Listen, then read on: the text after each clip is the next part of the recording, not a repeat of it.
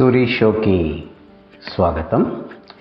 ఈ వీడియోలో మనము భారతదేశం యొక్క ఆర్థిక పరిస్థితి నిజంగా వృద్ధి పదంలో ఉందా అనే విషయం పైన క్షుణ్ణంగా చర్చించుకుందాం పరిశీలిద్దాం.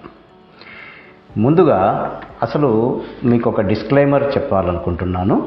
ఏంటంటే ఇది ఒక ఎడ్యుకేషన్ పర్పస్ కోసం చేస్తున్న వీడియో కాదు, కాబట్టి నేను చూపించే ఫిగర్స్ అన్నీ ఇంటర్నెట్ సహాయంతో తీసుకొచ్చిన ఫిగర్స్. సో అవి ఎగ్జాక్ట్గా ఉండకపోవచ్చు, కానీ తప్పకుండా అవి మన నాలెడ్జ్కి చక్కగా పనికొస్తాయి. ఇది నాలెడ్జ్ కోసం చేస్తున్న వీడియో అని మీరు గమనించవలసిందిగా కోరుతున్నాను. మీకు వెనకాల స్క్రీన్ మీద మన టుడేస్ వీడియో యొక్క అజెండా పాయింట్స్ ఉంటాయి. ఫస్ట్ది అసలు జీడిపి అంటే ఏంటి, ఈ జీడిపిని మనం ఎలా లెక్క కడతాం, అలాగే ఇండియా జీడిపి గ్రోత్ లాస్ట్ 10 ఏళ్లలో ఎలా ఉంది. 10 ఏళ్ల క్రితం అంటే 2013-14 సంవత్సరాల నుంచి నేను మొదలు పెట్టానన్నమాట. ఆ స్టడీ ప్రకారం లాస్ట్ ఇది 11వ సంవత్సరం అవ్వచ్చు, 23-24 వరకు కూడా మనం చూద్దాం. తర్వాత మన తెలుగు రాష్ట్రాలు ఏపీ అండ్ తెలంగాణ గురించి, వాటి యొక్క జీడిపి మన దేశ జాతీయోత్పత్తిలో ఎంత ఉంది. జీడిపి అంటే తెలుగులో దేశ జాతీయోత్పత్తి అనుకోవచ్చు. ఇది మన రాష్ట్రాల వాటా ఎలా ఉంది అనే దాన్ని కూడా మనం పరిశీలిద్దాం. అలాగే అసలు ఈ జీడిపిలో ఉండే కాంపోనెంట్స్ ఏంటి, వీటి గురించి కూడా మనం కొద్దిగా తెలుసుకుందాం. ఈ వీడియో రెస్ట్రిక్ట్ చేయబడుతుంది ఈ టాపిక్స్తో, కానీ ప్రతి టాపిక్ కూడా ఒక చాలా పెద్దగా వెళ్ళొచ్చు మనము. దాన్ని బట్టి మనం చూద్దాం. ఇప్పుడు ముందుగా జీడిపి అంటే ఏంటి, జీడిపిని ఎలా లెక్క పెడతాం మనం. జీడిపి అంటే స్థూల దేశీయోత్పత్తి అంటాం. అంటే ఒక దేశంలో వచ్చే వస్తువులు కావచ్చు, సేవలు కావచ్చు, నెట్ మొత్తం ఎలా total production of the goods and services అన్నిటినీ కలిపి మనము జీడిపి అని అంటాం.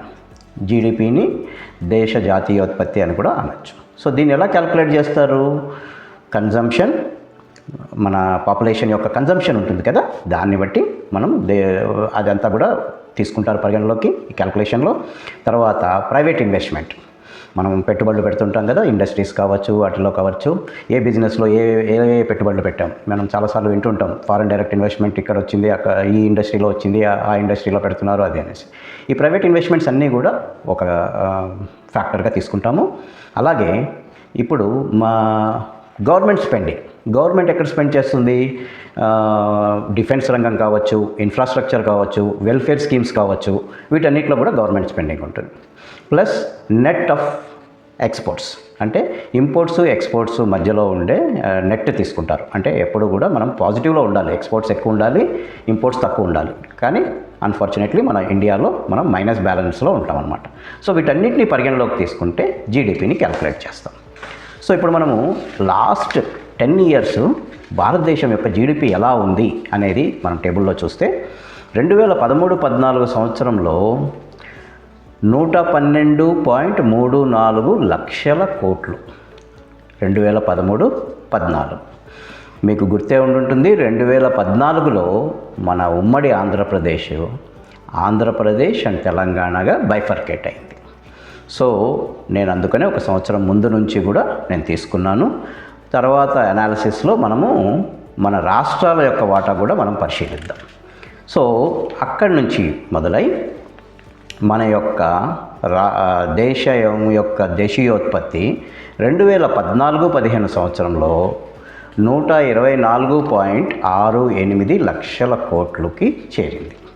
తర్వాత సంవత్సరం 15-16లో 137.72 లక్షల కోట్లకి చేరింది. తర్వాత 2016-17లో 153.92 లక్షల కోట్లు. 2017-18లో 170.90 లక్షల కోట్లు.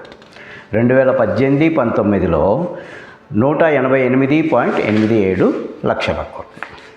అక్కడి నుంచి మనము 2019-20కి వచ్చేసరికి 200.74 లక్షల కోట్లు. ఇక్కడ మళ్ళీ ఇంకొక ట్విస్ట్. 2020లో మనకి కరోనా వచ్చింది. ఆ తర్వాత సంవత్సరం 2020-21లో మన యొక్క జీడిపి దేశీయోత్పత్తి 198.01 లక్షల కోట్లకి పడిపోయింది. అంటే దాదాపుగా 2.7 లక్షల కోట్లు మన జీడిపి మనము తగ్గిపోయింది ఆ సంవత్సరం. మళ్ళీ నెక్స్ట్ వచ్చే సంవత్సరం 2021-22లో మళ్ళీ పుంజుకున్నాం మనం. 236.65 లక్షల కోట్లకు చేరింది. మళ్ళీ 2022-23లో 273.07 లక్షల కోట్లకి పెరిగింది. ఇప్పుడు ప్రస్తుతం 2023-24 ఇది 301.75 లక్షల కోట్లకు చేరిందనే వార్తలు వస్తున్నాయి. ఇవన్నీ కూడా ఎగ్జాక్ట్ ఫిగర్స్ కాదు, మనకి అనాలిసిస్ కోసము అప్రాక్సిమేట్ ఫిగర్స్గా మాత్రమే తీసుకోవాల్సిందిగా కోరుకుంటున్నాను. మళ్ళీ ఒకసారి మీకు గుర్తు చేస్తున్నాను. సో దీన్ని బట్టి చూస్తే మన యొక్క జీడిపి 2013-14లో 112.34 లక్షల కోట్ల నుంచి 2023-24 వచ్చేసరికి 301.75 లక్షల కోట్ల వరకు చేరింది. అంటే దాదాపుగా 3 రెట్లు జీడిపి పెరిగింది. ఇది మన యొక్క జీడిపి యొక్క హిస్టరీ. సో ఇక్కడి నుంచి మనము జీడిపి కాంట్రిబ్యూషన్ అంటే జీడిపి అంటే ఏమిటి, మన రాష్ట్రాలను బట్టి జీడిపి, మన దేశం యొక్క జీడిపి వచ్చింది. మనకున్న 28 రాష్ట్రాలు, 8 యూనియన్ టెరిటరీస్ కలిపి మనకి దేశీయోత్పత్తి ఇచ్చాయి. అయితే టాప్ 10 స్టేట్స్ ఎంత ఇస్తున్నాయి, ఈ జీడిపిలో కాంట్రిబ్యూషన్ ఎంత చేస్తున్నాయి అనే దాని మీద మనం ఇప్పుడు పరిశీలిద్దాం. మన యొక్క స్టేట్స్, టాప్ 10 స్టేట్స్ 2013-14లో మహారాష్ట్ర యొక్క షేరు ఆ సంవత్సరంలో ఉన్న జీడిపి 112.34 లక్షల కోట్లలో 15.10 లక్షల కోట్లు ఆ సంవత్సరం మహారాష్ట్ర యొక్క జీడిపి. అదే సంవత్సరం తమిళనాడు యొక్క జీడిపి కాంట్రిబ్యూషను 8.4 లక్షల కోట్లు. నేను ఎందుకు 13-14 సంవత్సరం గురించి మాట్లాడుతున్నాను అంటే అప్పుడు మనది కంబైన్డ్ ఆంధ్రప్రదేశ్. అప్పుడు మన తెలుగు రాష్ట్రాలని కనుక తీసుకుంటే మనము ఎక్కడో 8th, 9th పొజిషన్లోకి వెళ్ళిపోయాము.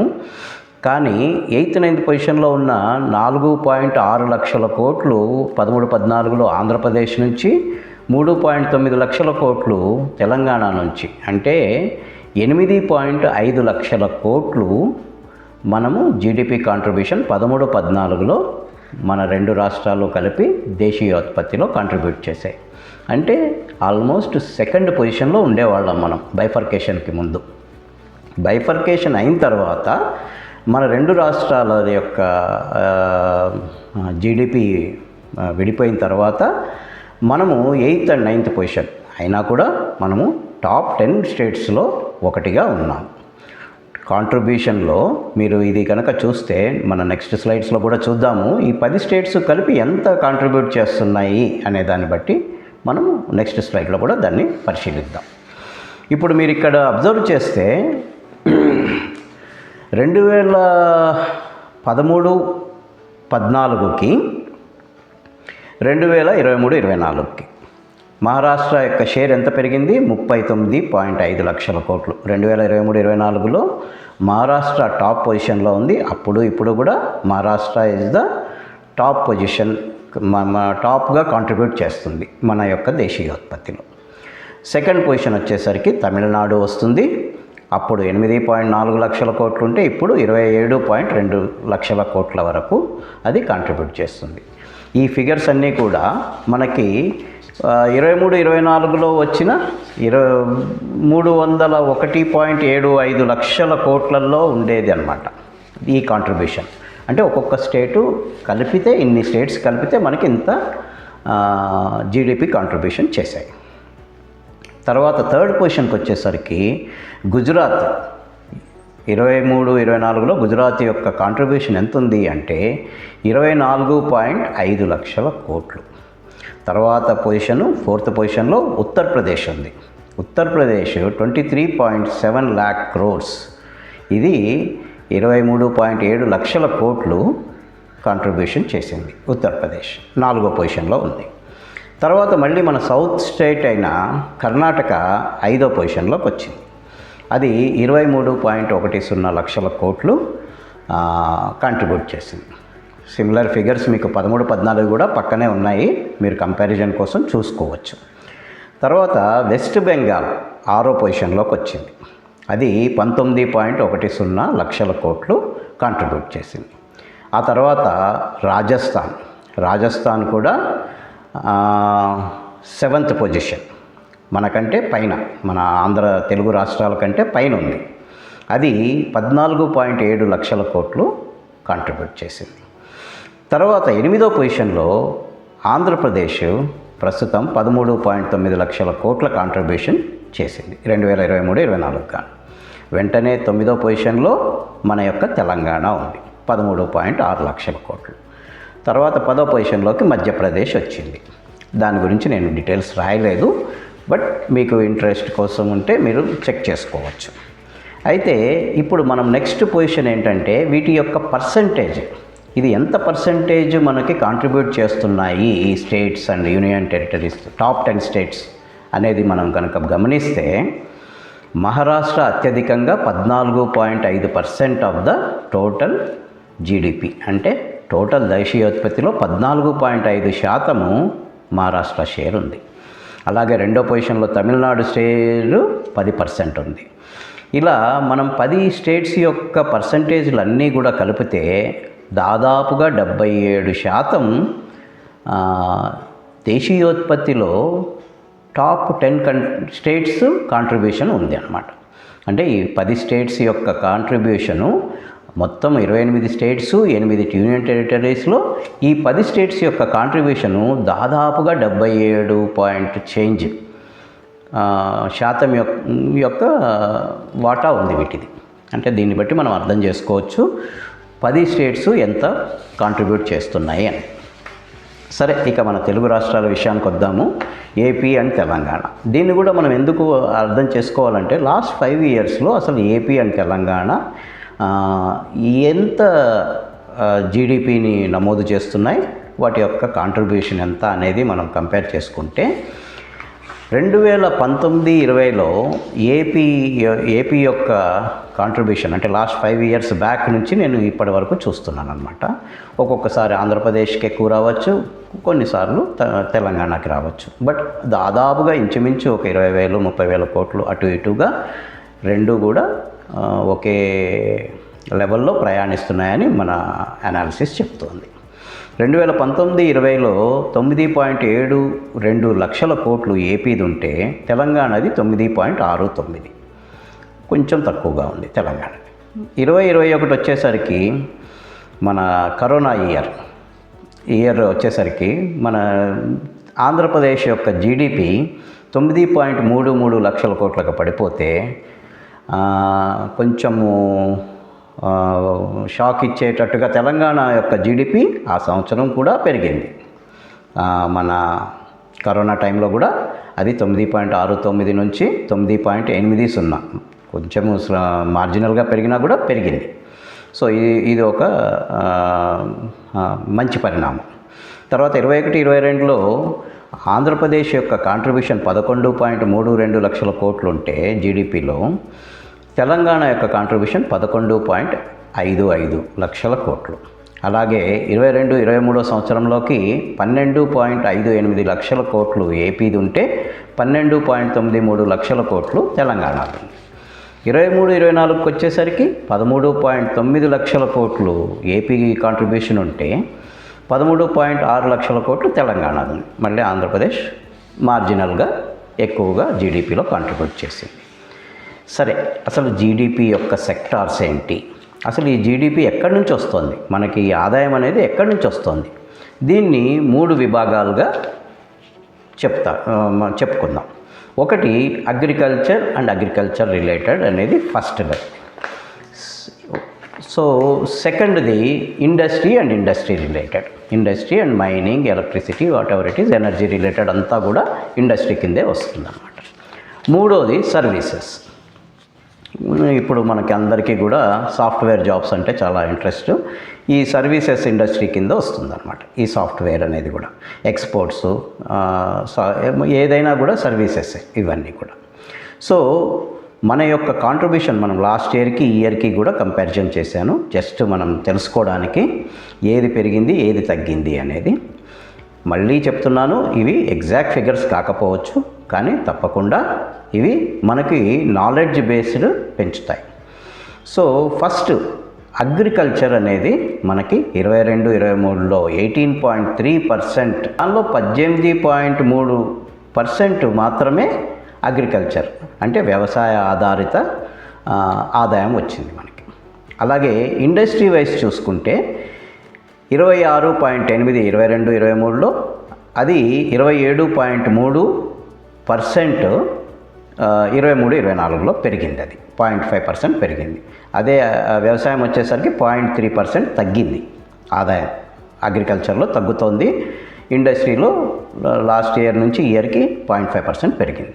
సర్వీసెస్ ఇంచుమించుగా అదే స్టేజ్లో ఉంది, కానీ కొద్దిగా మార్జినల్గా తగ్గినట్టుగా కనపడుతున్నాయి డేటా వైజ్.